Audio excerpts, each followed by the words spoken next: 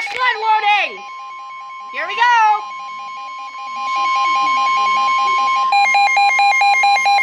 Silence!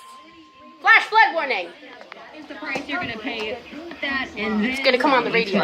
And if that wasn't enough, right now you can get 4 lines of unlimited data on there. Oh, there is flash flood warning! Southern California, Central Orange County. Flash flood warning for the following counties in California: Orange and Riverside. Oh, that's us. National Weather Service in San Diego has issued a flash flood warning for Flash flood warning! Central Orange County in southwestern California. So we got triple EAS again. Producing heavy rain across the warned area. Woodcrest, Telesco Valley, Lake Bacchus, and Omega Highway. Severe thunderstorm warning. There we go.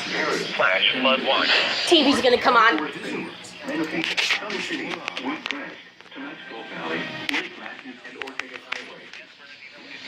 County valleys, the inland. TV's gonna come on, so I'm gonna load up the weather.gov map.